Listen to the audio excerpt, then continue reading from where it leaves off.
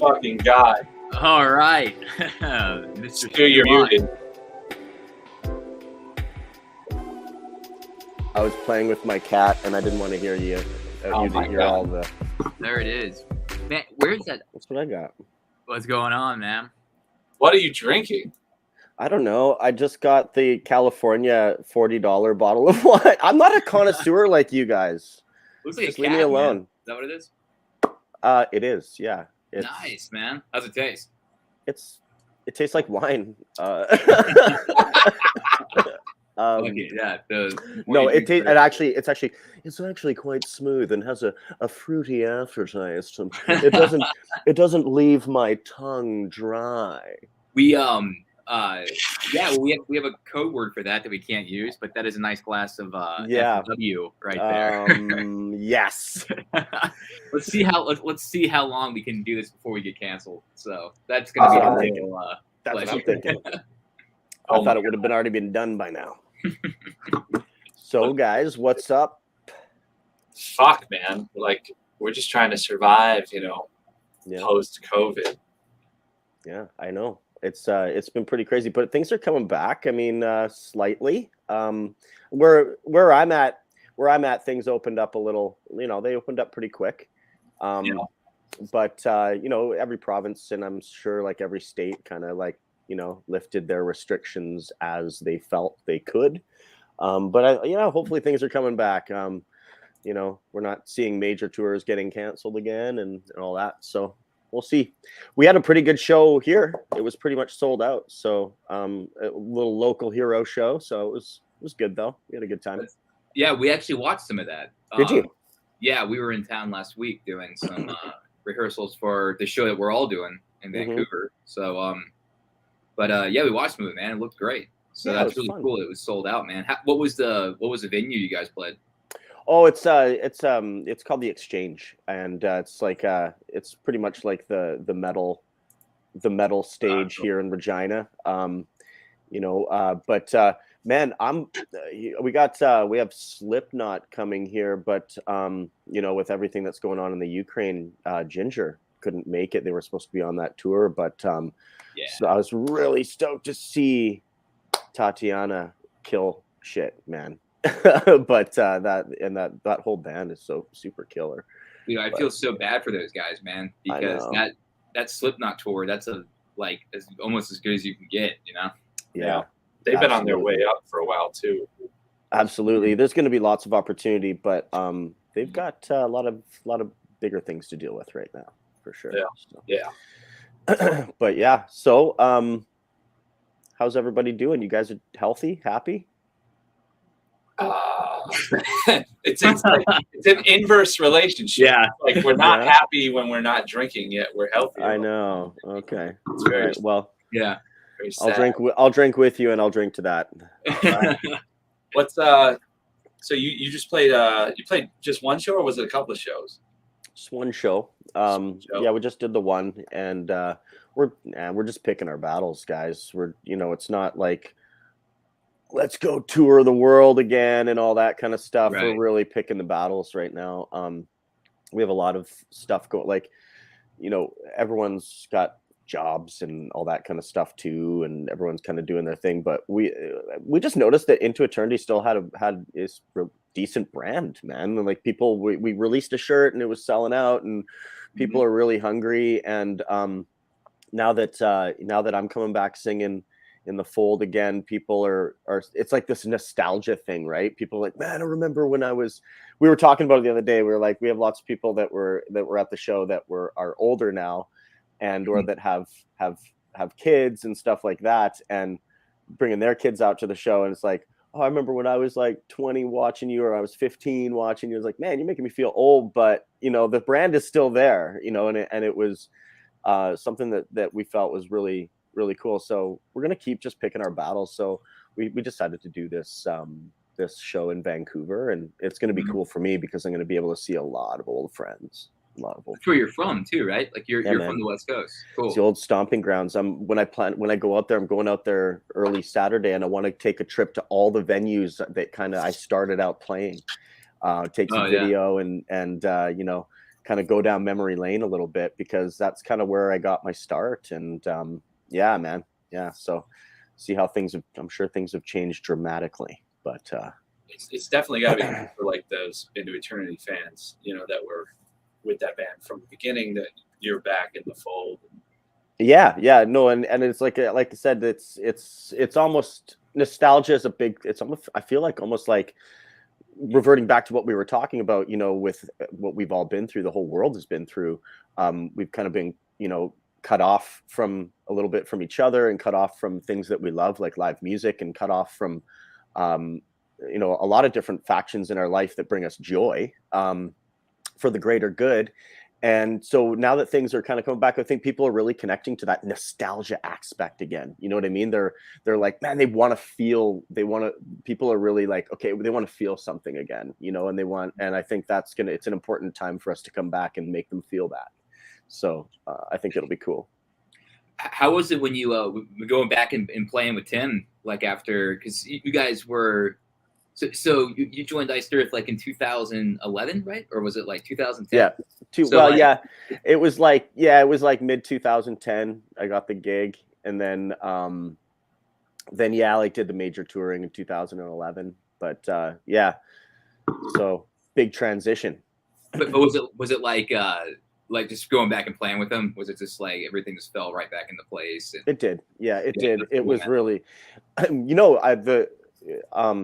because I love extreme vocals, and I love doing the kind of the different kinds of guttural and extreme vocals, and adding a little bit of tone into the extreme vocal and all that kind of stuff. Joseph, I'm sure you know all about that stuff. I've heard you've been doing some really cool stuff, and so getting back to that, because with Iced Earth, I could use a certain dimension, but with Into Eternity, it was this.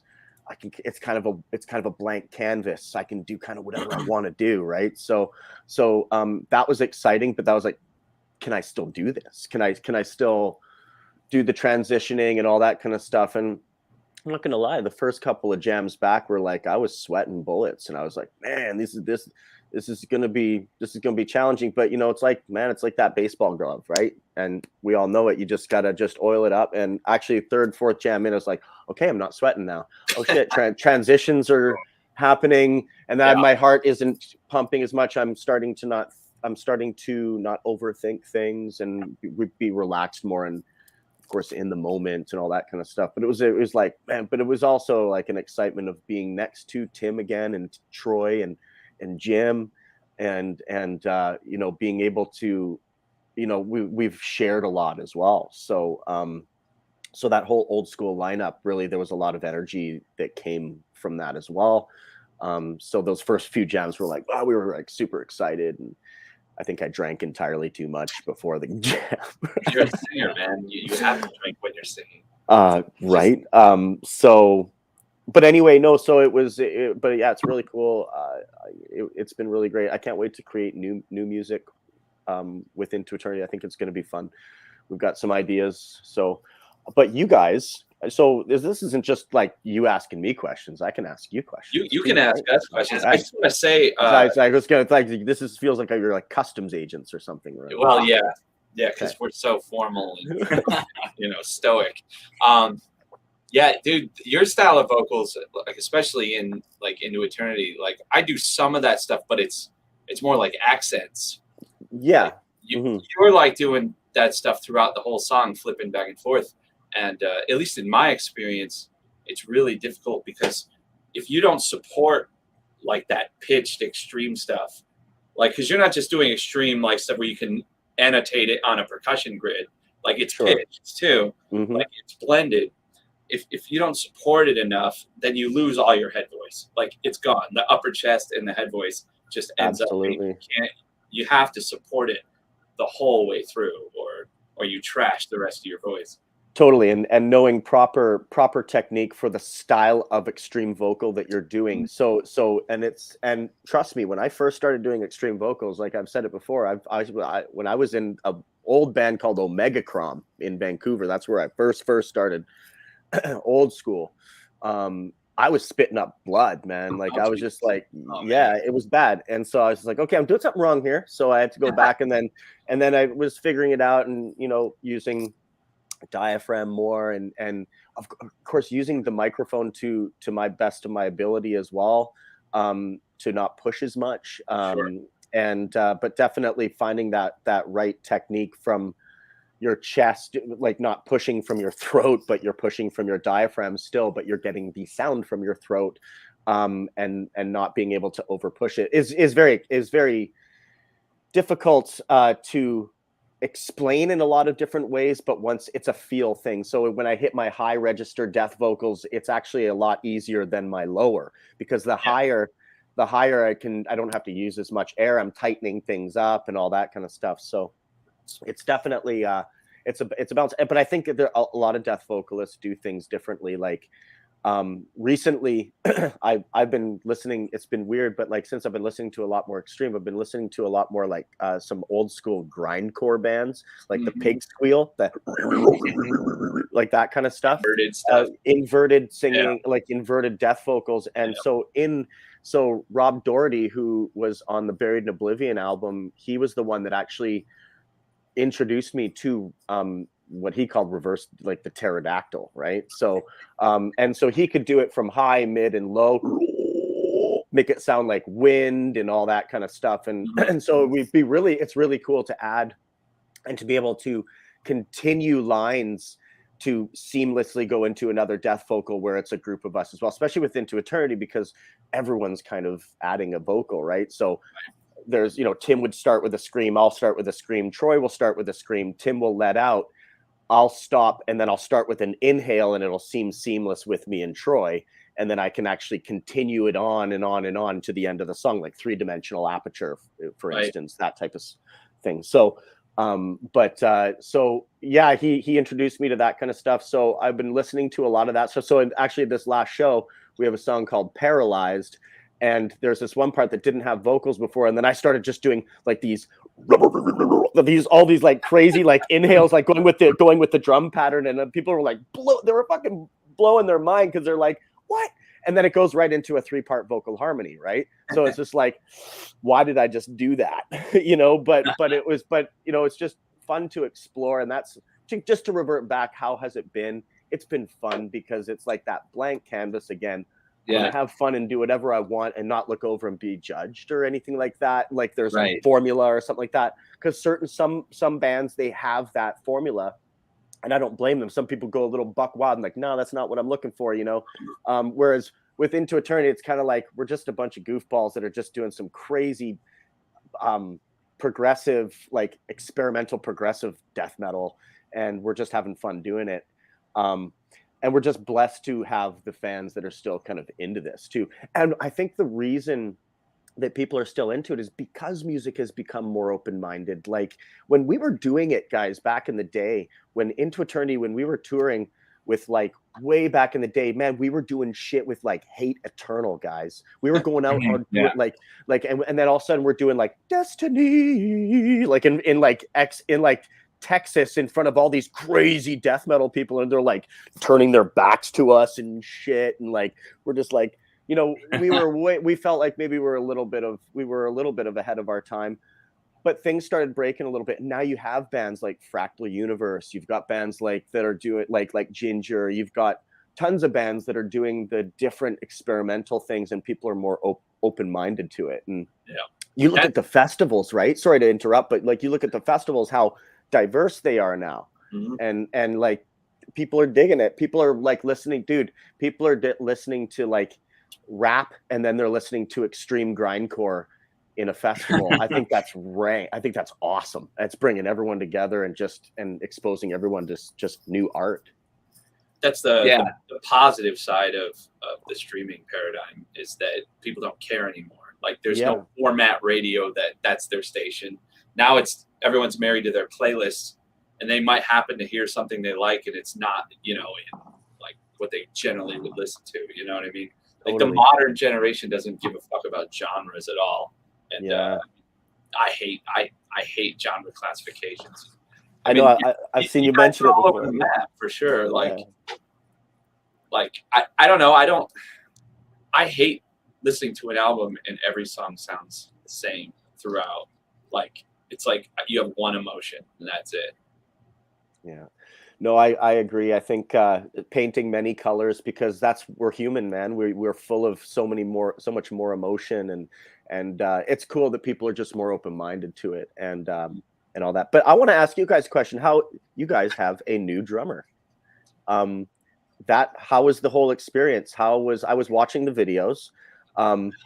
It was really no, it was really cool. It was really cool watching the whole thing go down.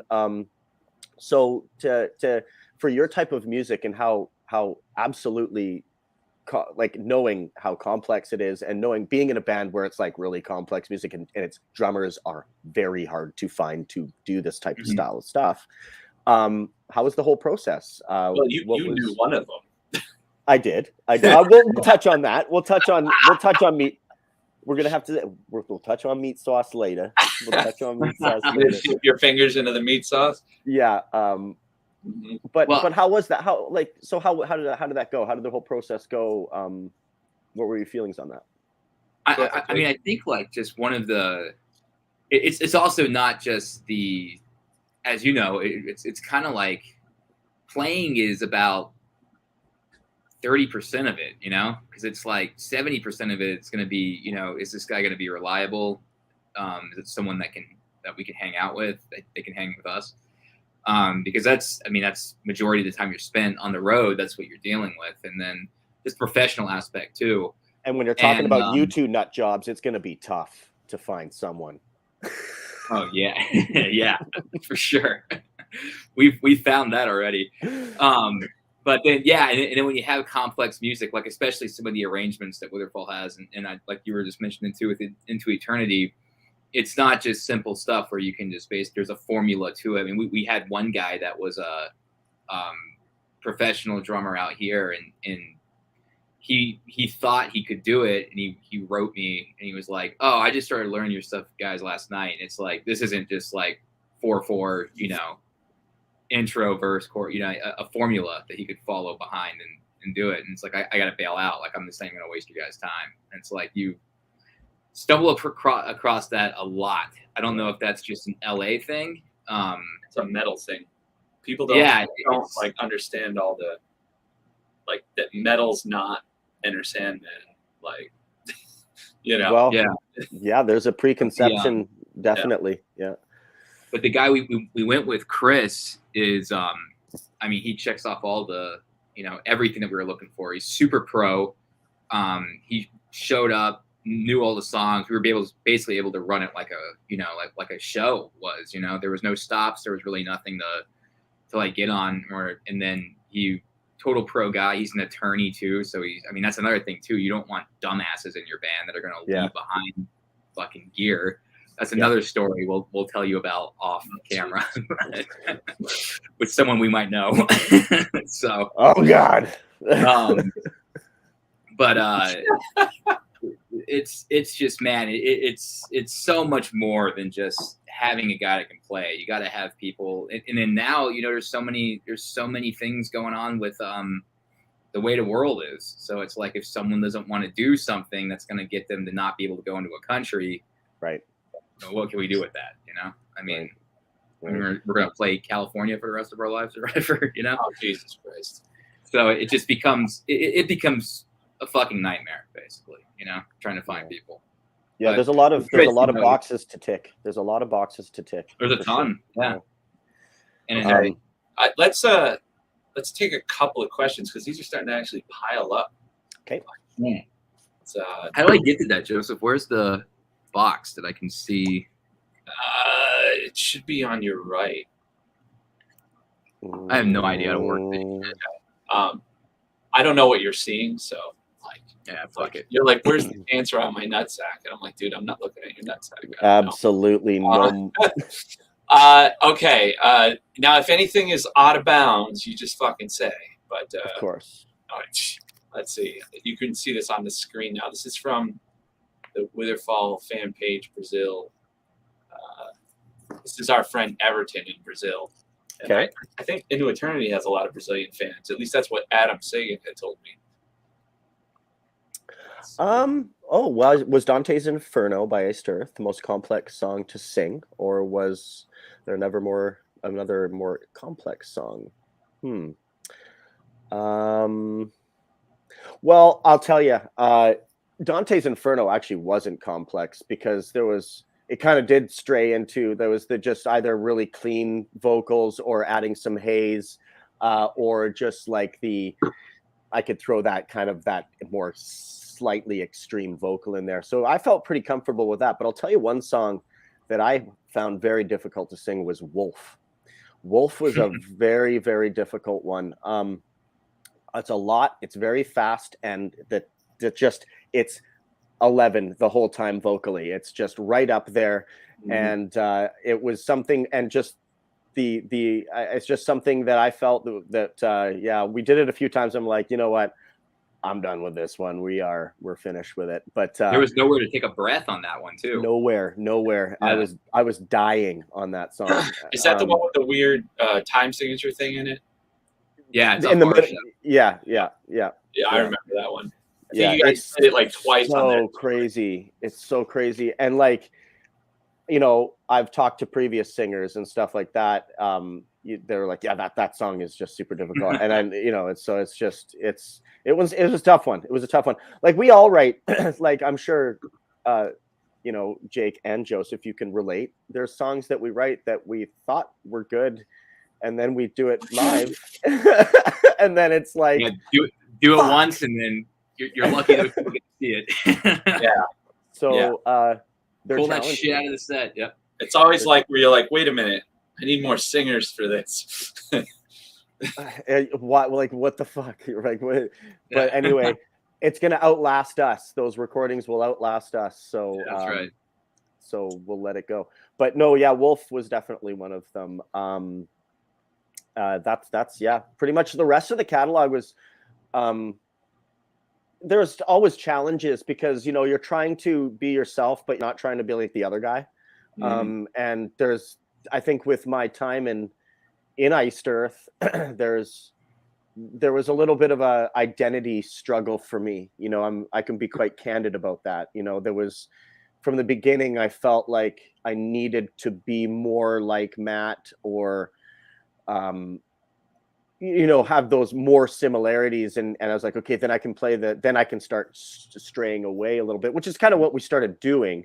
And then, you know, but I think it was definitely one of those things where I wanted to find my own a little bit more live. Like I was finding my own way more live than the recordings. And even with the recordings that I did, with the original stuff that I did, I felt like I look back and some of the live performances were like, oh, that's even better. You know, like it's almost like it was really coming together because I was kind of adding my own flair onto it. But yeah.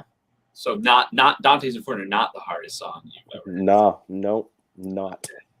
Let's see, here's another question for Jake. Dude. Yeah. Drink the Tempest blend. Yes, it is a Tempest blend. Good answer. Okay, hold on. Will there ever be a Witherfall covers album like the Iced Earth covers album? We kind of did one a little bit with the EP. There was only 2 covers on there. We're gonna do covers all the time, so we like doing them. Yeah, I want to start getting into doing more of that kind of stuff. It's fun. It's fun. And it's pick fun up obscure stuff and. Yeah, it's fun to rework them, you know, because I think like sometimes when you just do a cover that sounds exactly the same as another band, it's kind of like, well, man, you just go listen to the original. But to have something reworked, I think, is a pretty cool idea. Or you know, there has to be some sort of difference to it. 'Cause sometimes I hear bands, I mean, they're trying to nail like the exact same tones as the original, and it's like, what's the point, you know? Yeah, that's true. That's true for sure. And it depends on the group you're doing. Like a lot of those, like I remember, like I did a cover of Revelations with Luke. Right. And we threw our own little kind of flavor on it. And in the video, I've had kitties, so there's total difference right there. You know? Yeah. What? Kitties in the video. Did I see that? I don't know. don't think I saw that. But we had fun doing that. But I definitely wanted to. We should do a cover together, guys. Definitely. I know Totally. Joseph and I were talking about, we were throwing a few things around, but definitely either before the year's end or before we die. Definitely. let's do it. It would be cool to do something on stage, I was thinking too. Like if we could all figure out a song to get up and jam. That would be killer, man. I would love to do that. It'd be a cool thing. There was this. I remember. People are gonna throw me under the bus here because it's not metal at all. But it was this band, My Chemical Romance and The Used. They teamed up together and did Under Pressure by Queen and Bowie, which was kind of cool. It was like two bands doing one song, you know, which could get kind of interesting. It'd be kind of cool. That'd be nice. I mean, we're Eskimo brothers when it comes to drummers twice over, you know. So we are. Oh man, yeah. I'm a fan here. That's awesome, man. I love Chris Olivia, man. Joseph and I were just doing a hardcore Sabotage listen last week, actually. Yeah, newer stuff. Yeah, that's an awesome compliment, Graham. Thank you. Here's another question here. Jake, is that your phone? Of course it is. Amateur. Michael McLaughlin asked, do you anticipate a U.S. tour? I think he's talking about Into Eternity and Witherfall. I think that's kind of we've been getting pestered about that. That's been a big question. That has been a big question. I cannot put it out of the realms of possibilities in this universe that may or may not happen, but I hope that it will happen. And maybe within the next year or something like that. You never know. We could put something small together. We were talking to the guys actually after this show, and once we feel confident, we can all get away. So I'm opening up a business here right now. So once I finish that, there'll be some time to be able to get away. Hopefully, maybe even most likely next year. But I would love that, guys. You know, even if it's not something extensive, we can meet you somewhere and do a couple of weeks or whatever. So that would be fun. That is definitely something that I would love to entertain and that we have talked about. You have to do it, and you have to show me where the good poutine is, because I have yet to experience the good poutine. Right. You know, and I have to be honest, I'm probably not the expert either. I'm probably on the same mission as you. Oh, I okay. think. So I've been to Montreal several times, and Quebec, and as a whole, I've eaten a lot, but sometimes they get too complex. Like the poutines, there's too much happening. And like, so when you have too much on the poutine, it just becomes too more of a just let's see how many additives we can add. So I think I'm to find a simple poutine from, I've heard you don't go to like the places that everyone tells you to go to. Usually there are holes in the wall that a lot of people don't know about. It's like pizza so in New York. It really is, so that's kind of the feel. So I'm still on the hunt too, man. So let's go on the hunt together and we'll figure that out. Let's do it. Montreal's a fun city too, man. Montreal is a fun place to play shows. So that's the Fufu. I remember the medley there. The Fufu Lounge we used to play. There was back in the day, man. There was this place. No joke. This place called the Fufu Lounge, and I'm sure people from Montreal. I don't know if it's around anymore, but it was like a multi-level entertainment. So every level was like, one level was a rave, the next level was rock and roll, the next level was just like ambient crazy house music or something like that. And so we would do a metal show in the middle, and then at the end of the night when our show ended, the whole thing was just just a massive party full of just all different kinds of music and people and art, people doing like body painting, because Montreal is like and like fire eating, and like there was like people, you'd go into a room and there was like people like just doing different kinds, welding and doing different kinds of art and all that kind of stuff. So it was really, really like an interesting space, man. It was really cool. But that's Montreal. Montreal has a very, very awesome art scene and a really cool music scene. And that's what I love about it there. there's a fantastic restaurant called Joe Beef right across from Oh, yeah. the venue that we played last time, which is it's called the Corona Theater in Montreal. And that's a cool little area down there. There's an awesome killer English pub too right next door. That's fantastic. Yeah, Montreal's awesome. The fans are always great there too. Sven the Impaler just super chatted us $5. Hey, there you go. Wants to know how singing with Barlow in Baltimore was, and we know these guys. They're Oh, okay, yeah. And Yeah. Amanda says hi, guys. Hey, Amanda. I was actually talking to Amanda today. And how was it singing? Dude, that was awesome. I remember. I mean, I've always looked up to Matt, like ever since when I was in Vancouver in my first metal bands. I saw him once, and then I saw with Iced Earth with Tim, and so I never got to obviously meet anybody, but I've always been a huge fan. I remember I bought what was that? What's that? What was that little reflex you did when you said Tim? What do you mean? What was You the little went, reflex? Tim. Oh, I don't know. Maybe that's Like you're cute. You're queuing on social cues or something that I. No. I love Tim. Tim's great. I do that on stage. Actually, I do a lot of that. Like Stevie Wonder. I love it. Sorry, you were saying. But no, singing with Barlow was awesome. I've always looked up to him. That was awesome. You can see by the pictures in the video how happy I am to be on stage with him. And no, that was killer. Yeah, I watched that whole set that night. I was in the back. It was cool. I didn't even.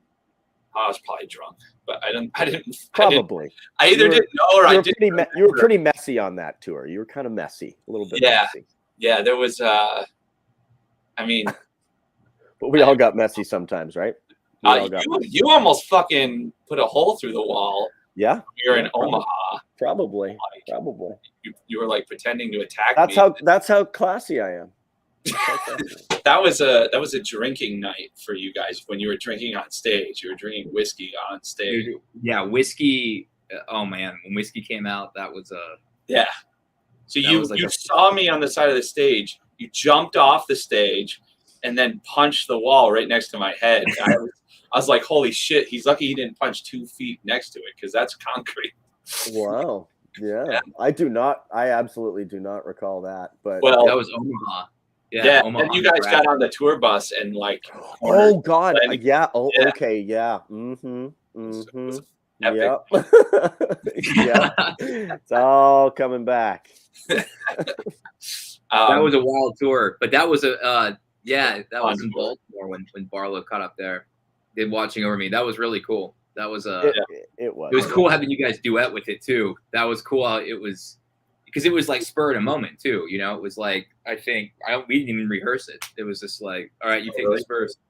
No, I remember he said he was coming to the show, and John was like, hey, do you mind, if he comes up and does watch? I'm like, fuck yeah, dude, that'd be great. And then he did, and I mean, he's done it a million times anyway, so I'm sure it was old hat. So, and I had him right. It was really cool because I had him right in my. I was like, you gotta put him. I told Andrew, I was like, you put him up in my ear. I want to hear that voice.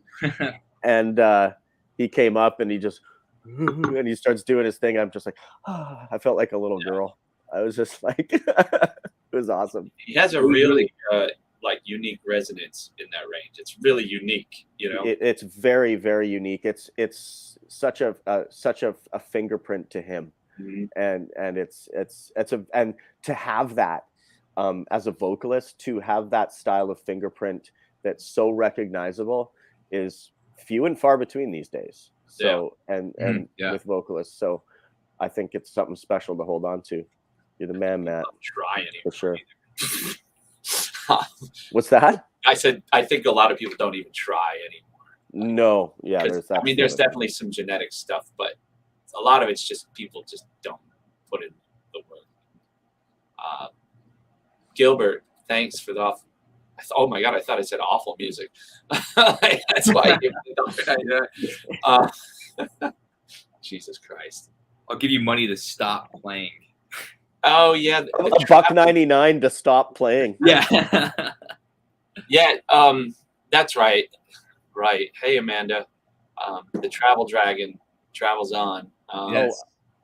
I thought you were talking about someone else. Okay. Jesus. Amanda.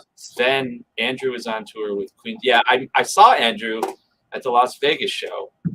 I was rather drunk. I lost my my debit card. This wine is already getting to me. Really? That's a good sign, man. That Yeah. means we're gonna be in for a good podcast coming up. It's working. Uh-oh. We were the last time I drank wine with you, man, in person we were in Arizona. Remember we showed up way early, I think, at that bar at the airport. And I mean, we were drinking, you and I, before the rest of the guys got there. I think it was probably 6 hours of nonstop wine. That was till our mouths were purple. Oh yeah. Mm-hmm. And then Brent had to drive us to Sedona. Wild. Oh, that Arizona. Not like the tour Arizona, like that Arizona. Wait, hold on. I bought this in Sedona. Oh, you did? Oh, That's yeah. Weird that I'm wearing that. Yeah. There you go. That was fun. Yeah. But yeah, we drank entirely too much wine. But that was I thought that was a spiritual trip. You guys were getting drunk at the airport. Oh God. we did a fucking a haunted tour in Jerome. That was a fun night too. And oh my God, we almost got banned from this small town. I swear to God, they had the constables out for us. It was bad, man. It was really bad. No details, but yeah, it was interesting. It was interesting. But yeah, that's cool. So. Do you have anything special planned at Hyperspace? We have one little thing planned for our set, and so we talked, Joseph, and you're like, so let's maybe you come up and do a song or come up with some. I am not coming up and singing any of your music because I won't be able to do that. So but I'll definitely go up and I can do this in the background, and we can have a microphone for me, and I'll do backup vocals for you, sweetheart. That's fun. But no, we do have something planned. We do have a guest coming up. He is cool. A Vancouver metal kind of legend, coming from a legendary metal band that came out of Vancouver. Yeah. Mm-hmm. So we're really, really stoked. So it's gonna be fun. That's awesome, man. And you guys are doing the the lineup from Scattering in the Ashes too, right? Yeah. So it'll be so that's kind of the thing we're doing right now is so it's me, Tim, Troy, and Jim, and then we have this amazing guitar player. His name is Matt Cuthbertson, and he's in a band called Untitled Chapter. They actually won a Canadian Juno. His band won a Canadian Juno. He's a very accomplished guitar player. So we're lucky, and so he's been in Into Eternity for quite a while now as well. He's going to be the second. He's the second guitar player as well. During my tenure with the band, it was Rob Doherty. We had Jeff Story, and then we had Justin Bender, who now has a studio in Moose Jaw, and I do all my vocal session work with him. He engineers me. So, yeah. So, so it's gonna be the old school lineup, and we're going forward with that right now, and it's really fun. That's cool. Mm-hmm. Awesome, man. Yeah. When did Adam join Into Eternity? Adam was very close. Well, he was when I joined. So when I first joined, so I think I played one show with. No, I didn't. No, when I first joined, it was Adam. Adam was the drummer, and he would come up. He would come up from the Twin Cities and drive up and yeah. Oh, yeah. That's Yeah, man. So that was back in 2003 or something, right? That it would have been 2000. 2000. Yeah, wow. Yeah. God, man, feeling old. Yeah.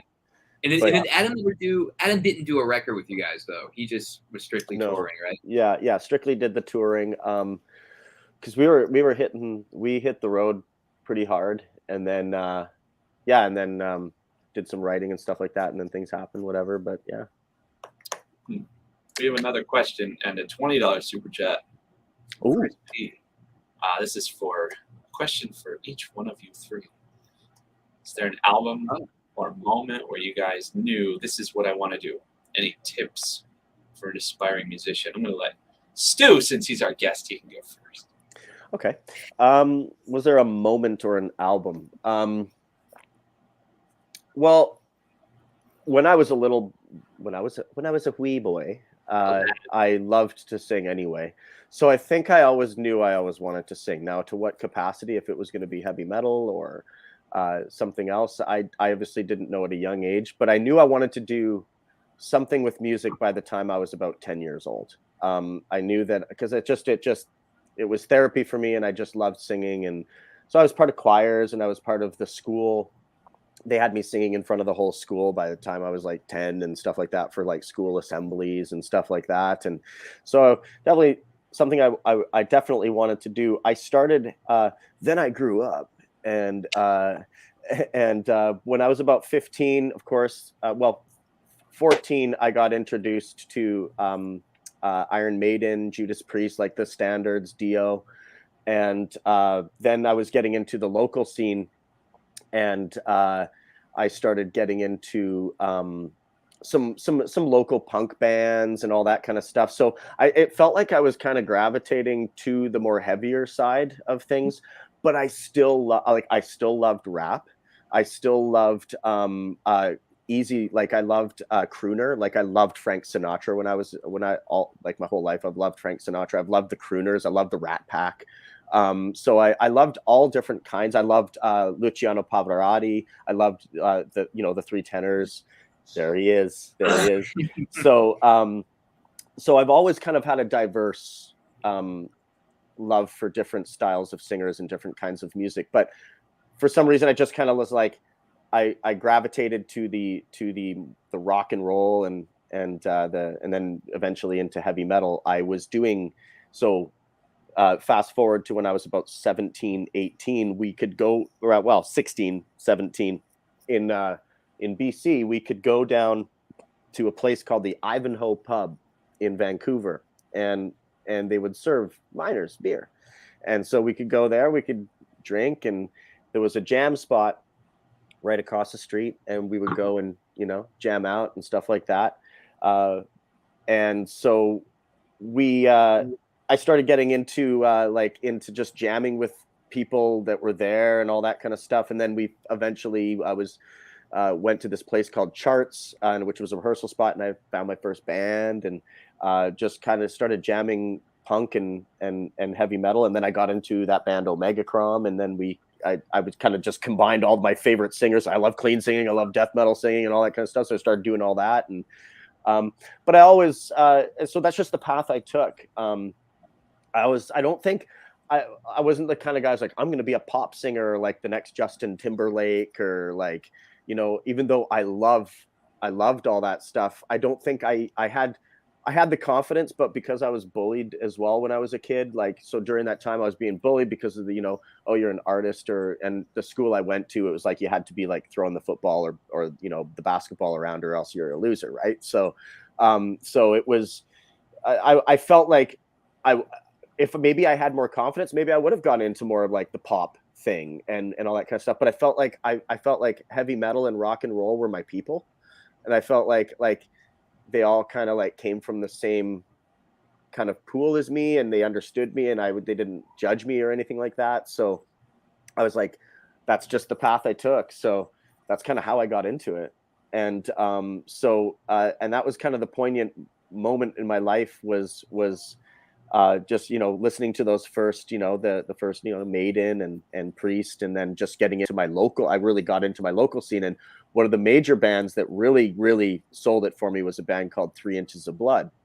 And so we'd always go down and check out their shows, and they had one singer that was doing the death vocals, Jamie, and then they had Cam pipes, he was doing the Halford style vocals and stuff like that. So I was totally sold, and then I was just like, I was gung ho from there. So, and then kind of all hit the fan. Cool, man. So are there any tips that you have for tips? Yeah. For just okay. Well, as far as a vocalist, find out where your ranges are. Find out where you feel most comfortable. Obviously, don't try to force or be something that you're not. Try to stick with something that you feel as though, you're comfortable with it first, and then start straying into other things and seeing how far you can push your voice. It's always fun to see, where you can push things and work with that, and just do what you love. Don't try to force yourself to do something that you maybe feel is only going to sell, or is that going to only the other people are going to like. Find your inner voice and find that person inside of you that you are most comfortable with, and sing with that. And I think that's going to be the main thing, because there's probably a ton of singers listening right now that have a ton of raw talent and all that kind of stuff that are like bouncing, do I want to do this or want to do that? Just do what you feel is comfortable and what you feel is true to yourself. And don't stop pushing yourself either. Try to push yourself every day, and keep working on your craft, and like Joseph was talking about, and like we were talking about, try to find your fingerprint, right? Try to find that fingerprint inside of you. Yeah. I don't want to get ahead of myself, but yeah, I think my point was that it comes to, like, it's not just going to be there. Like, you're not going to be out of your mom's fucking twat, like, and there you have this fucking booming chest voice. It's just, I mean, It's a lot of work. What is that Pavarotti line where he's like, oh, it's 7 years to learn the instrument and then 7 years to build it. Like, it's not, there are two different processes too. Like the brain aspect of it is completely separate from the physicality that's involved in building the actual instrument. And of course, live and recording, like being a recording vocalist, like, man, when I started recording myself, it makes you want to be a better vocalist, because you're naked. You can hear everything, and you strive to, and that's what's helped me recording at home and doing my own thing. And so, yeah, takes tons of practice and tons of listening to yourself back, and striving to be better. But there's a lot of people that it's never out of the womb, but man, there's a lot of people with a lot of natural talent too. It's crazy. That's a really good point, because when I was in high school and I was just practicing nonstop and building up my technique, or trying to, at least, I used to just record myself with my phone. I still to this day don't know how to properly record. Now you're showing your age. But or actually before a phone, it was a little audio thing, but I would religiously just record a part I was trying to do, and then listen back to it. And then, because what you think you're playing, and you listen back to it, you're like, wow, I really need a lot of work on this, It definitely doesn't. So I think recording yourself, just even you're practicing, you'll be able to listen to it on a different angle, I think, and be able to, because you're not just fully focusing in on trying to execute something. You can listen back and be like, okay, for guitar, my vibrato needs to be better here, or I'm bending out of tune, or this runs rushed, that sort of shit. So definitely recording yourself is a great thing. I also think playing with other people, I think, like, if you and stepping out of your comfort zone too a little bit. Yeah, totally. I mean, you can be the best bedroom vocalist, drummer, whatever, but if you can't play with other people, what's really the point? I mean, you can put some stuff up on YouTube of doing covers or something, but it's a whole other ball game of playing with the metronome by yourself, but then actually executing it with a full band or someone, totally different. It's a whole other universe, Yeah, it's like playing a guitar by yourself that's poorly intonated. You're not going to notice it as much until you're playing over another guitarist. Yeah, exactly. Chords and a bassist, and or like how, like, you naturally as a guitar player might, if you're not playing with a click, want to, your own rubato might not be right with a vocalist, you know? So you guys might be rapping Absolutely. over it because we want to play super fast and shit. So it's like being checked that way, or there's a lot of stuff with playing with a band. It'll also stress you to fuck out though. So figure out what you want to do. Well, you don't have a heart attack at a young age. This any tips for an aspiring musician if he's talking about just like musical like accomplishment as opposed to like getting somewhere in the industry? Like they're completely separate as well. Yeah, absolutely. Yeah, I don't know if Chris is still there, but well, right now, like honestly, for a young and or someone who's starting out into the business right now, it's a whole new landscape. Like it's something that it's a new navigation point. The old rules and the old ways of doing things are slowly, not slowly, fastly, they're dying very quickly. So it's to be able to navigate and harness your audience and target them through you have to be, there's the doing Twitch, doing Patreon, doing new platforms such as this. This is really cool. I'm going to talk to you guys about this. Is really neat, this whole platform that we're on right now. Yeah. But embracing these new platforms and finding your fans. Instagram and Facebook is fine, but it's a bigger world now. It's a way bigger world. And it's nice to have those followers and all that kind of stuff, but things are evolving, and they're evolving very quickly, and there are new upcoming platforms and new places for fans that may have probably never heard of you. I want to take one band into consideration, like to talk about, is Unleash the Archers. Mm-hmm.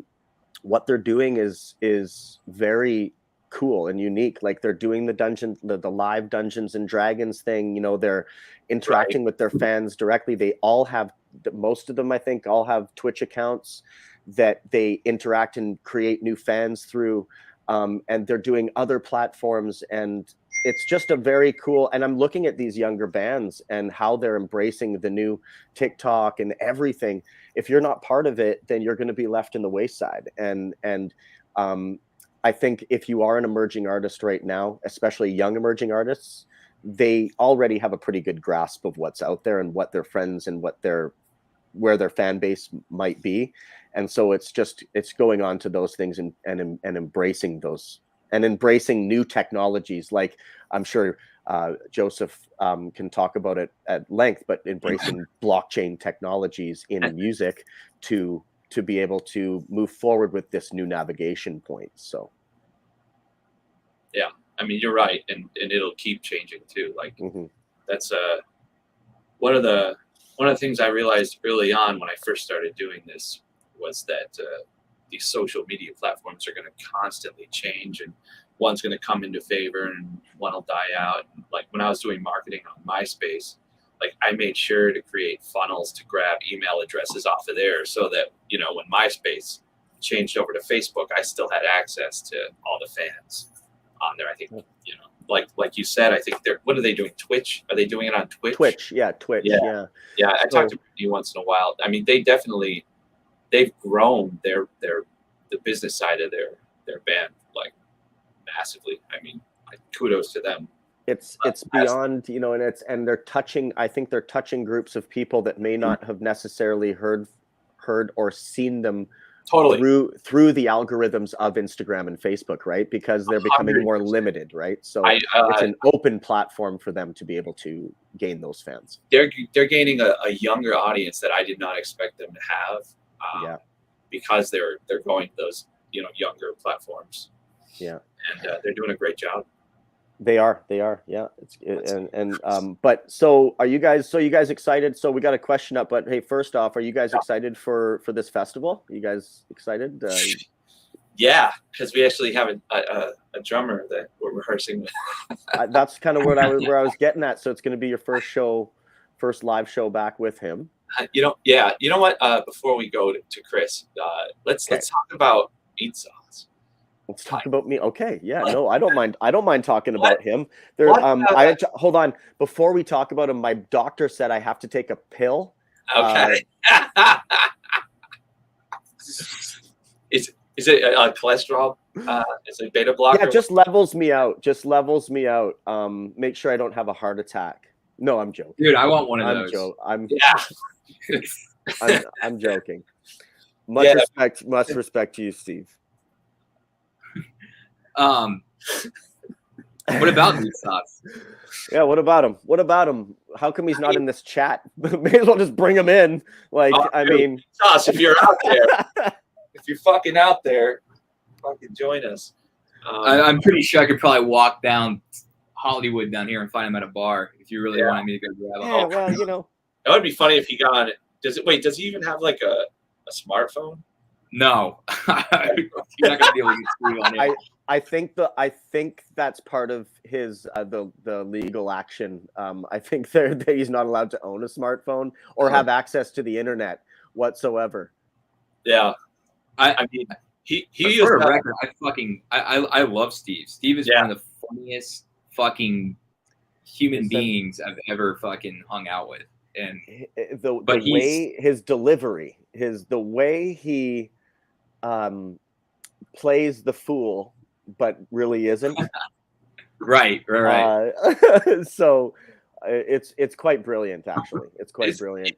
I'm not sold on that it's an act yet. Like, okay, all right. Parts of it, sure, but it's like the Michael Scott syndrome. Okay, you have to understand. You don't know. You're on the fence. Like, he could be a fucking genius, or just a really, really nice guy. Really nice guy. He could be a genius, or he could be a fucking serial killer. Yeah, I mean, like Forrest Gump was successful, you know. I mean, okay. Steve's fucking, I'll have to tell you off the air. Yeah, it was hilarious. Though we did end up like having him come and audition, and he did play really well. Well, I saw that. And then you were like, who was that guy? Yeah. Where was that guy like 3 years ago when we were fucking trying to work with him?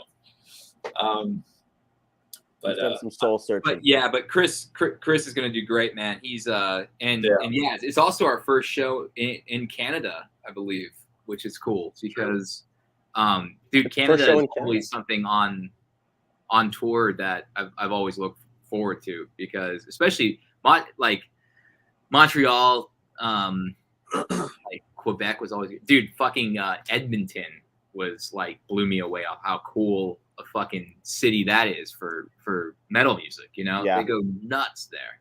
The Starlight Room, there. Yeah. And cold as shit, but cool shows. And then but Vancouver is also killer, so it's gonna be a cool one. I mean, hopefully we don't get stabbed outside the rickshaw, but you know, we'll figure it out, you know. Oh, you know what, man? I mean, I haven't been there in a while, but generally, you know, as long as you're not going down any back alleys at a weird hour, really drunk by yourself. Back alley. Kind of. I guess, yeah. Dude, there's a fence. There was syringes stabbed into the telephone pole right outside your bus at the last show, sticking out of the fucking. I think we had to go underneath the bus with a broom and sweep out anybody that was. There was a guy. I'm under here. Stu, I don't know if you remember, but our trailer got tagged, Yeah, it was graffiti all over it. Okay, it's rough there. We'll figure it out though. We'll be good. Are you guys when are you guys coming in are you going in on the Friday? I'm gonna come in the day before and deal with like the merch and all that stuff and all the like logistical stuff. We'll talk later about all that. Yeah. Chris. This is Chris again. He wants to know tips for both business and for music.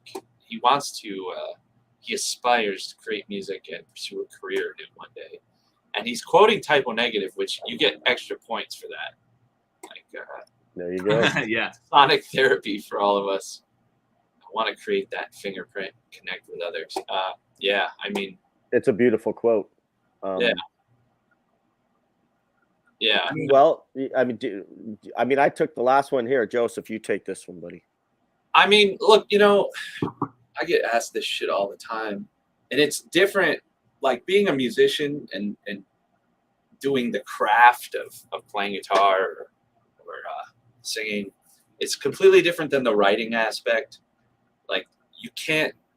I mean, Gene Simmons is a liar. Like you can't practice like writing. Like you can practice like the craft of putting like one chord with another chord, and what melody works over this, like what like all that stuff you can work on. But like what I consider writing, you can't really. It's like you have to have some experiences or something in your like brain like that's just gonna create that art. You can't manufacture it. Like I can go and I'm gonna write a song that's like Neil Diamond, right? And I can create it because I'm good at my craft. Like I understand harmony and rhythm and whatever, right? Like I can go make some fake ass Neil Diamond song, but that's not really writing. Like, and I think a lot of people like they get confused. They think if they become a great guitar player, they're automatically going to be this great writer and they're going to write music that touches people, and that's just not the case.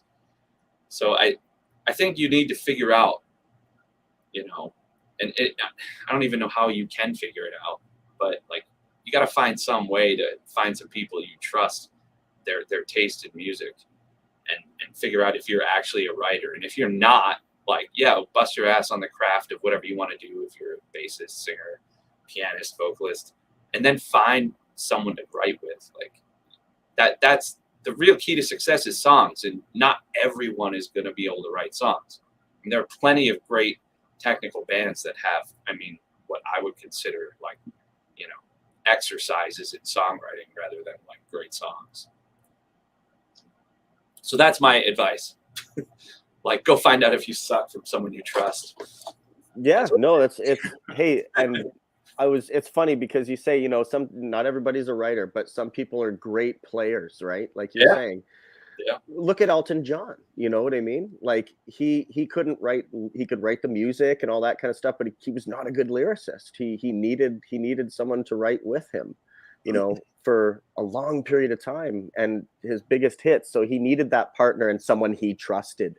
Like you're saying, someone he trusted to say, this is shit. This is what, like that, someone that you can really, and I think that's what you and Jake have with Witherfall is like you, no matter how much you dig at each other and whatever, right? But there's, you definitely, there's that trust aspect where you can write together honestly. And that's a big thing. And having that is a big deal. For me, I don't write music. I don't write music. I know how to sing. I know how to craft vocals. I know how to do harmony and all that kind of stuff, but I'm not a music writer. I don't know how to write music. I have the music in my head, but I need someone to throw that off of, and I need someone to talk to about that. And so I need writers in my life to bring that art to life. And so we can bring it together. And I think that's the awesome thing about music is sometimes I think it would be really fucking lonely to like be the only one making all the decisions and doing everything. You know what I mean? And never trusting in anybody else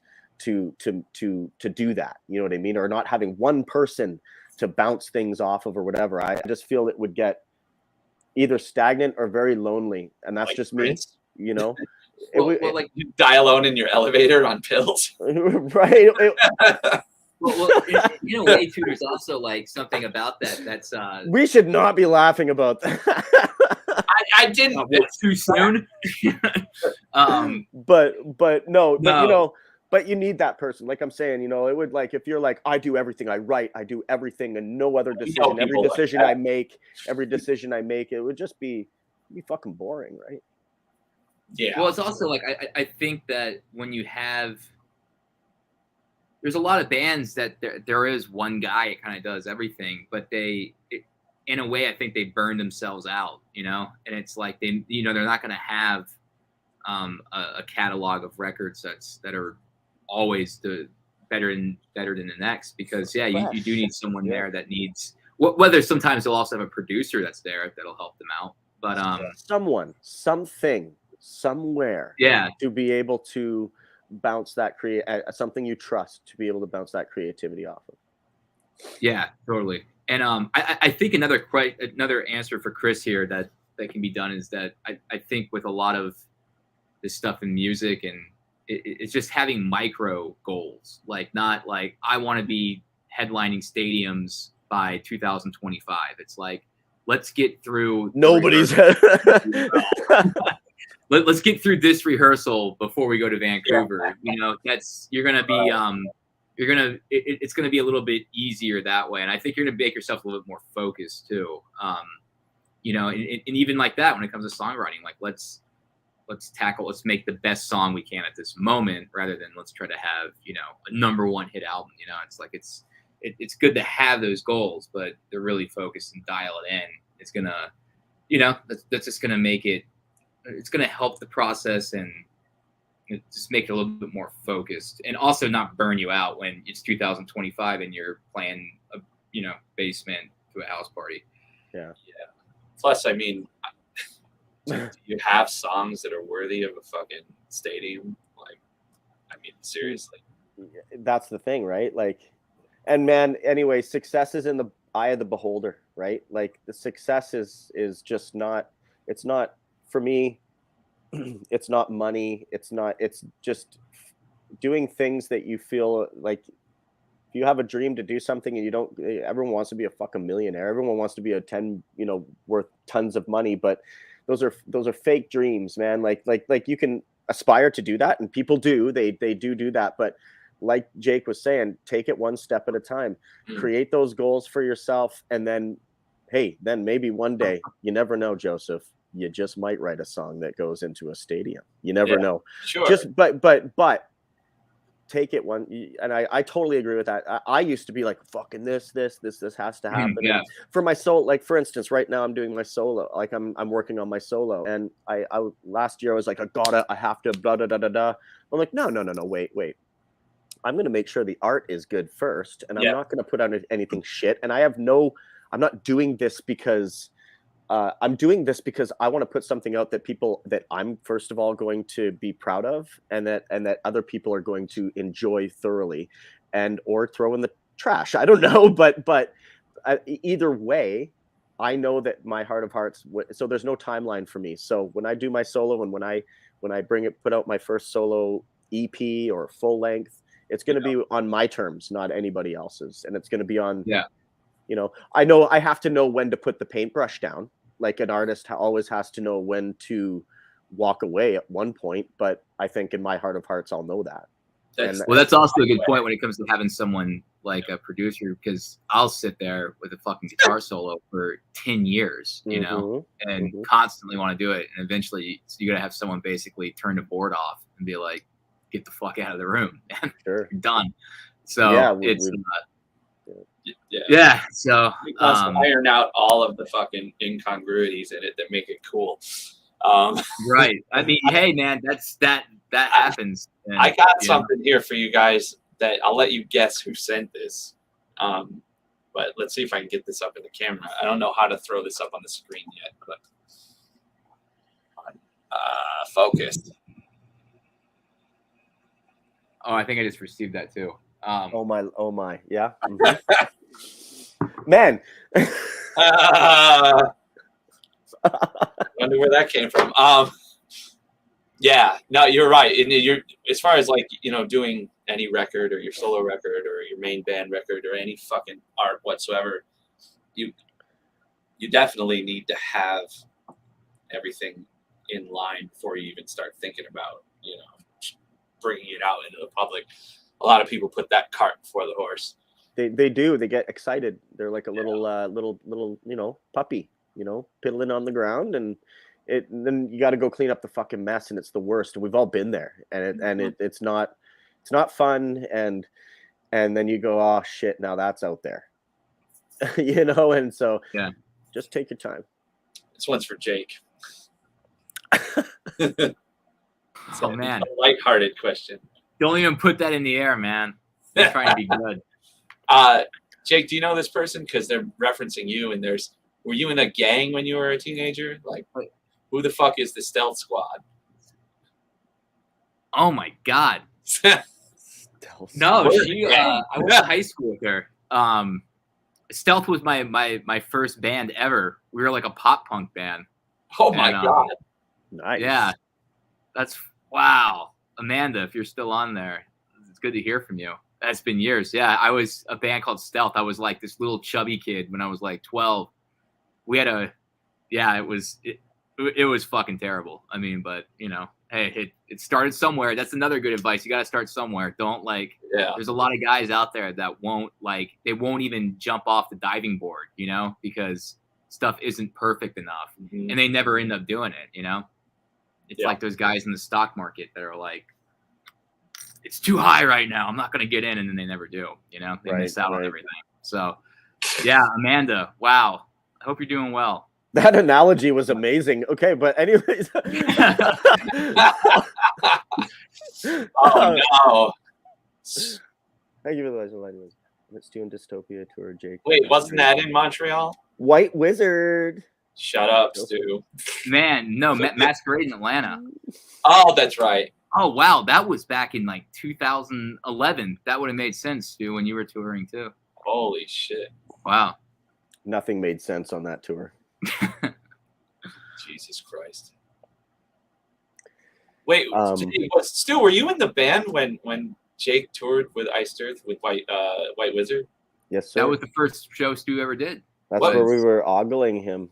Oh my God, that must have been a pain in the ass to have those guys. Fucking. Oh God, do not want to get into it. So yeah, next question. Oh Jesus man. Christ. Okay, here we go. Lovely boys, lovely boys. D. Jake, you're an D. inspiration. Oh, thank you very much, Christopher. That's awesome, man. That actually makes me feel good. Like, I'm gonna think about that in 30 minutes from now when I'm feeling bad. When you're eating pizza. Yeah, I'm eating pizza. Okay, that's awesome, man. Metal again, cool. Because you kind of fall out of some stuff now and then. Right. That's awesome, man. Christopher, what type of 7-string are you playing nowadays? Okay. If it's a Jackson, bug him to get me a signature. Ron Crowder. Stu, I have 3 pictures of you and John holding my oldest son as he grew up. Well, first of all, thank you for trusting us and holding your son. Number one, thank you for that. We didn't drop him. We were good. That's so. You know what? I love it when people come up with their kids and they show. Like, I love seeing all the young kids at the shows and stuff. It's super cool. It just shows that it's still alive, man, and like. Mm-hmm. It is, man, and it's really cool that the parents are like keeping that torch going, and even though the kids maybe later on will be like, "Why did you take me to that show?" and please take that picture away. I don't think so. At least they were there. I don't think so. My dad used to take me to like Tammy Wynette, Kenny Rogers, like Loretta Lynn shows, and I still listen to that music. Yeah, I love that shit Kenny sticks with you. Are we doing the Kenny Rogers cover together? We should. 20 years ago. Those would be killer harmonies. Okay. Oh, there's Christopher D again. Marku Ula, Alexi. Oh, okay. Oh yeah, Alexi, man. Yeah, that was a shame. Yeah. Oh God, Jake. I don't know about that. Would be. Oh man. Peace out, Chris. Hey, all right, Chris. Thanks a lot, man. Thanks for your support, man. Means a lot. He loves you. We met Joseph in Charlotte. What the hell was going on in Charlotte? Is that on? Yeah, we played. Yeah. That must have been when I got cornered to do an interview in the laundromat. It was fucking weird. In the laundromat, you're like in the laundromat. folding your undies. I hadn't even gotten there. I had a sack of clothes, and of course, you're wearing like band merch, like at oh man, 11 a.m.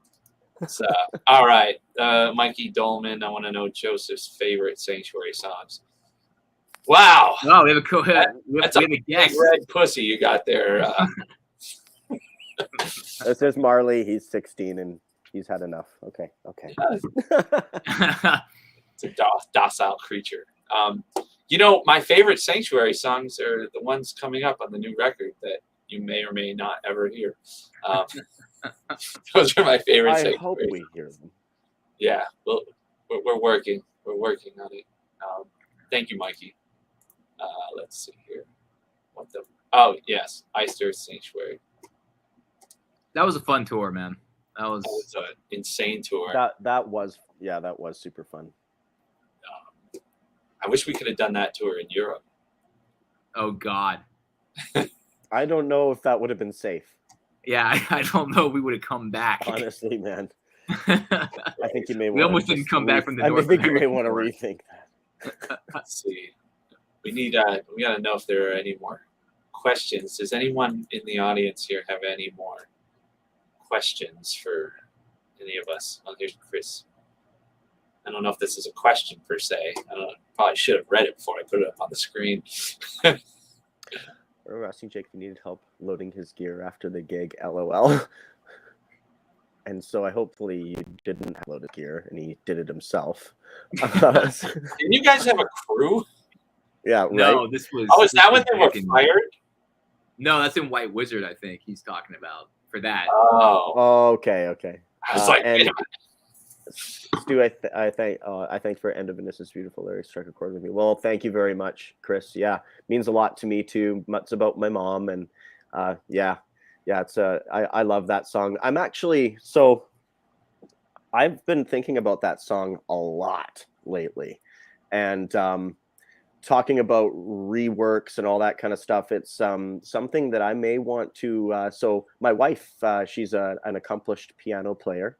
And so we were thinking of maybe doing a piano version, just a straight vocal piano version of End of Innocence at one point, and maybe doing a little bit of a rework on it, which would be, we're thinking about doing that. But thanks very much, Chris. Lovely. And, were you traveling with the Travel Dragon? I remember seeing you guys too on that. Yeah. Yeah, I remember. Didn't they bring us wine in the last show in Chicago?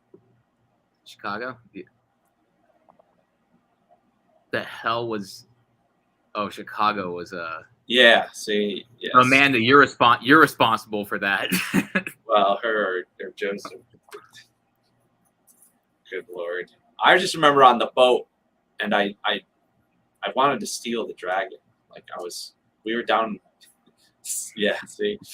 Oh God. Stu, man, I wish you were there for that on the boat when well, I was gonna say I wish that one day perhaps maybe Witherfall into eternity on the boat. That would be awesome. That'd be cool. Be fun. Maybe we can get more of Adam's ashes and we can fucking step on it. Oh yes. I'm sure the brothers won't. All you fans out there, go annoy the people from 70K to get into eternity Witherfall. Yeah, blame Joe. We'd be happy and honored. Yeah, we got to talk off the public view about some of this stuff. I think we'll be able to get a few things up our sleeve in the coming, months and perhaps year or so for sure. So Stuart, are there any other shows you guys can actually talk about that are going on? Is it just this one in Vancouver? So so what we're thinking about, talking about embracing new technologies, right, and making sure that we're kind of ahead of the curve and slightly anyway. So because the brand, we felt there was a lot of disappointed people that aren't able to see either this Vancouver show or this last show that we just did. And, we are, if we play Saskatoon or we play Winnipeg or we play Toronto or Montreal, that's fine. We can stay in Canada, but there's a lot of people internationally that want to see us. So long story short, what we want to do is we're looking at doing a live stream event That's we have a company here in Regina. One of our friends runs a very reputable live streaming company, and so we would record the whole show. We would sell exclusive tickets locally for those that would like to come out locally, but so we're going to sell obviously virtual seating as well. So being able to just sell some virtual tickets, and then they just do the whole live streaming thing, but have high quality audio with some exclusive merch on the way out, and some other fun things perhaps for participants that do purchase a ticket to the show. So we're hoping to do something, something like that, hopefully by summer. We'll see, but again, just want to get everything going on all our ducks in a row. We really want to work on and besides live shows, we just really want to work on new music. Are you guys really doing a new record right now? Yeah, so we're working on a bunch of new tunes. So we have an idea. I think we're just going to be releasing them in EPs. Okay. And Cool. So not to really speak too much of what we're going to do. But overall, each EP is going to be kind of a puzzle piece for the full artwork. Yeah. So and then each EP will be an actual puzzle piece so that you can actually click together. And then so I think it'll be pretty cool. So That's cool. yeah, so You should do a poster like that comes with the final one. That's the full. Yeah. So there's Cool. Absolutely. So that kind of style. And then hopefully do it in perhaps a 4-piece. We'll see. But so we're working on the music right now, and we have a few songs already written, and it's sounding really good. It's sounding really cool. I think it's a good combination of, I think, Dead or Dreaming, Buried in Oblivion, and Scattering of Ashes. I think it'll be that kind of that overall feel for this next record for sure. That's killer, man. Yeah. Chris wants to know your top 3 horror movies. He sees your horror pillows. Yes. Yeah. Oh, there we go. Yeah, there they are. And those are all my horror movies over there. Tons of them. And then I have more in storage, and I have an online store that I sell horror movies to. Oh, so really? I do. Yeah. There's so I'm selling some of that stuff. So, but yeah, my top 3. So I always have to give homage to my boy Freddy Krueger over here.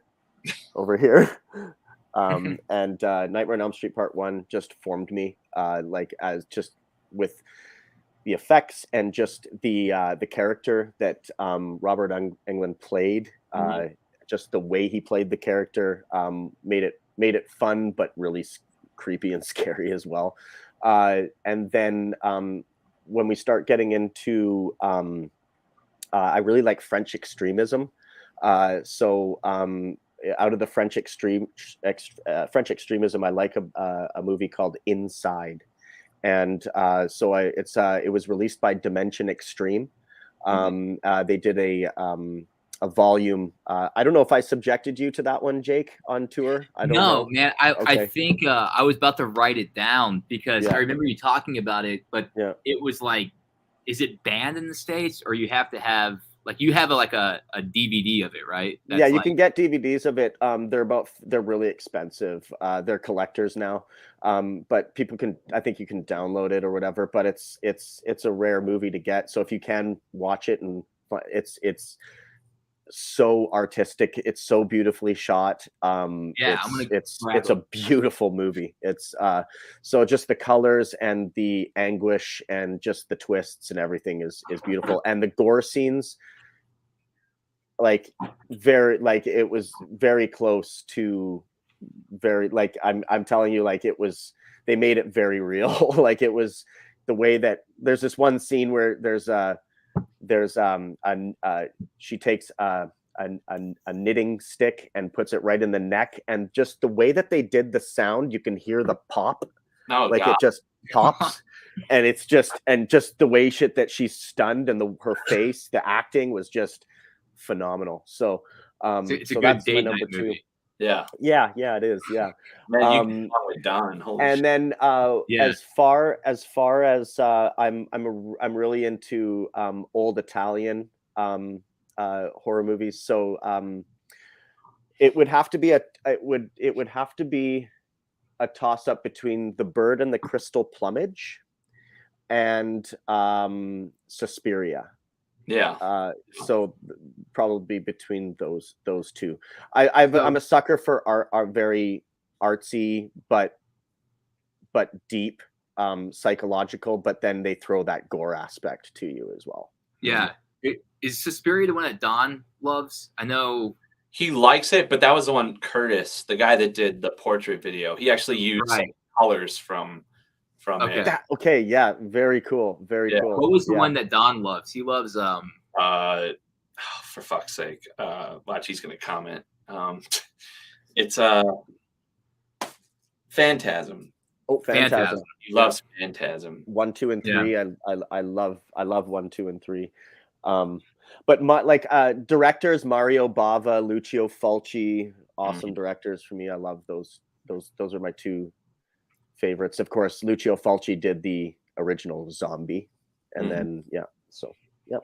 But yeah, you turned me on to oh man, I'm blanking on the name right now, but it has I think it's Elle Fanning in it, and it's about like the models and Neon Neon Demon. Neon Demon. Yeah, Neon. Yeah, that was so great. good.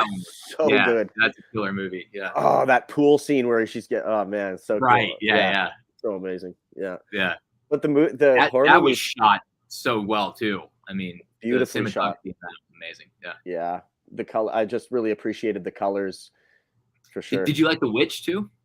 Yeah, actually, I did. I enjoyed it. I was actually gonna say, there's, I haven't watched a ton lately because I've just been dealing with a lot of the last couple of years, just kind of like not really keeping in the realm of everything. But so I have a lot of catching up to do.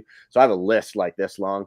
But there's a lot of really cool stuff being dropped right now, and in the last 2 years that are definitely piquing my interest. But it'd be cool to come back maybe in October and we can do a whole horror movie Halloween kind of. Let's get Don in right too. Yeah. Yeah, we could get some people together and and we can talk about horror music. Like we can talk, dark inspired horror music and all that kind of stuff. Bands. Oh yeah, man. Some like the scores and stuff. Yeah, absolutely. Yeah. Let's see here, Amanda. 70K is advertising. They'll sell in 2023. Amanda, you need to call those guys and pass every day. Yeah. Every day. WItherfall into eternity on 70,000 tons of metal again. Someone should make that a hashtag. Yeah. I'm going to start doing that. It's happening. No, listen, everybody out there, start hashtagging this. This is ridiculous. What's the hashtags to? Hashtag don't leave it up to me. WItherfall 70,000 tons. So many things I want to say to you, Jake. So many things. Oh man. So go ahead and say it, man. We're we'll make this one interesting. No, I can't wait to hang out with you guys. I'm coming in early on Saturday. So we'll link up. Maybe go for something in the afternoon. Are cameras allowed at this reunion? Because this. No. It's what happens at the rickshaw stays at the rickshaw. Oh God! Or outside in the gutter.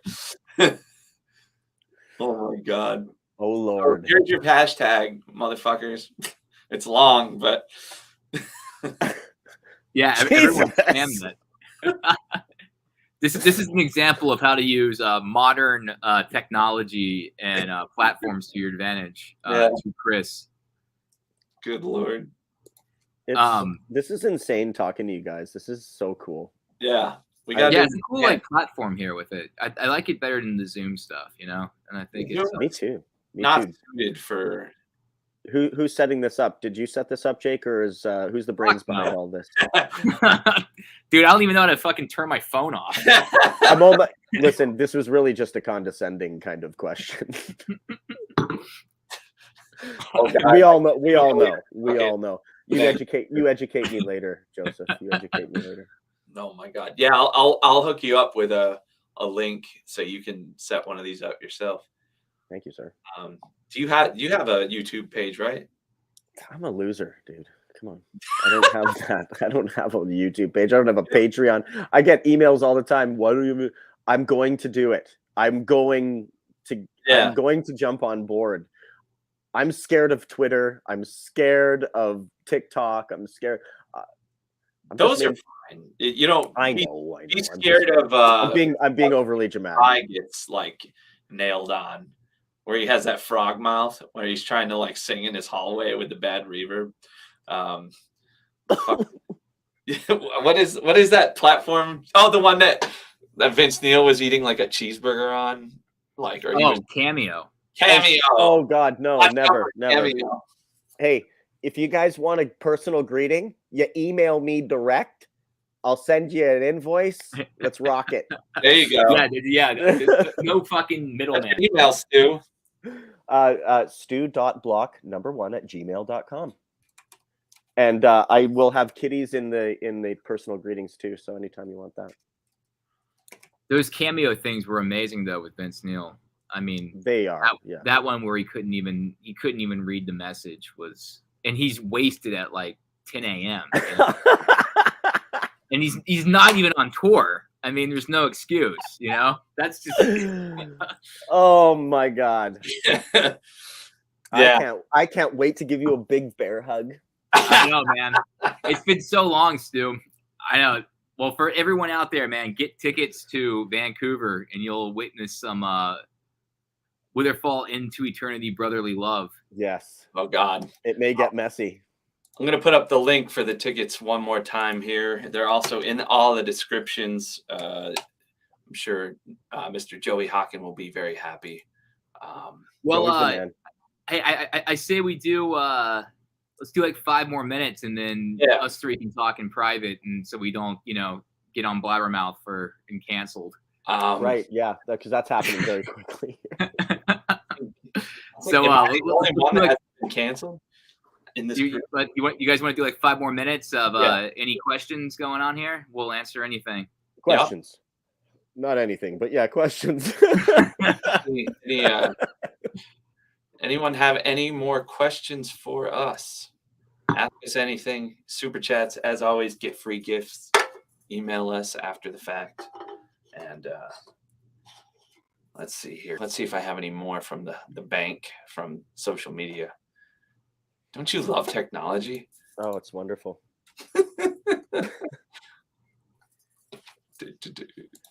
So let's see here. Wait, the show's in like 2 weeks. 2 weeks. It is. We had Mia. Mia was going to come and say hello, but she got scared. She thought she'd say something that would get us all canceled. I'll bring my broadsword with me. Uh-oh. Hey, look. You guys, swords. Joseph has some swords, too. Yeah, I'm sure he does. He's got one on his pants. Ladies and gentlemen, you have 2 minutes to answer or to ask questions. Look at that thing, man. Dude, I wish what the hell is that? I got to show... Winter is coming. Hold on. I got Jake's weapons here. Yeah. And this one. Oh, I like it. This just got very power metal. We're trying to shed that image. Well, it's Vancouver's premier power metal festival, isn't it? Well, you can actually bring that to the show, Stu. We'll get definitely thrown out of. I am not bringing this onto a plane. I'm putting this away before I cut my finger off. Do we have any plans for a Southeast tour? Check our socials on Tuesday. Yeah. Is that Tuesday? Is that on the 5th? Yeah. Check our socials on Tuesday. Yeah, we have an announcement on Tuesday. You have an announcement on Tuesday. For Into Eternity. Any plans for a Southeast tour at all that you can talk about? Nothing yet, man. Like we said, we're just no tours yet, but keep your eyes and ears open because we will eventually be doing something, but just not right now. He's bringing out all the weaponry. You want to start bringing out weaponry, Joseph? Yes. That's it. No, I'm joking. Rapier. A rapier. My God. Okay. No Southeast tour. Go ahead, Steve. Please. We're gonna one day. It's and anything. Here's the other thing. If we do anything, it's gonna be with Witherfall. So. There we go. You heard it first. There, get that, Blabbermouth. Yeah. There'll be no dates involved. It'll just be like Witherfall and Into Eternity talk about tour together. Yeah. For the last 3 years. Yeah. Oh my God. Hold on. All right. What is that little cat? The cat farted. Jesus Christ. Kutasari, this has been a pleasure to watch. You dudes are super fun. Wow. Oh, she's so nice. She's nice. I know. Yes. Hello. Anyone with a cat emoji, who knows? I know her. We're kindred spirits. Uh-oh. Chris is going full on Man of War. Oh shit. Baby oil. I think Jake has baby oil. Oh, no. I've got some other oil around here somewhere. I'm sure you do. Oh no. What alien abductions? What the fuck are you talking about, Chris? Okay. I mean, maybe he was into. Good night, Christopher. Go to bed. This is like when Jake gets a little too carried away. I have to tell him to go to bed. Go to bed. Yes. Christopher says he really likes Deep Purple. We all, Deep Purple is awesome, man. Mm-hmm. I really like Deep Purple. And Linkin Park. Linkin Park, man. Deep Purple and Linkin Park. All right, guys. Well, it's been. Thanks to everyone out there, man. It's been a bologna slice. Oh my God. Arrivederci, everyone. Cheers, everybody. Thank you, Christopher D. Thank you, everybody that has chimed in, man. This was fun. So let's go private if we can. I have no idea how to do that. Sometimes the world no longer needs a hero. Sometimes what it needs is a monster.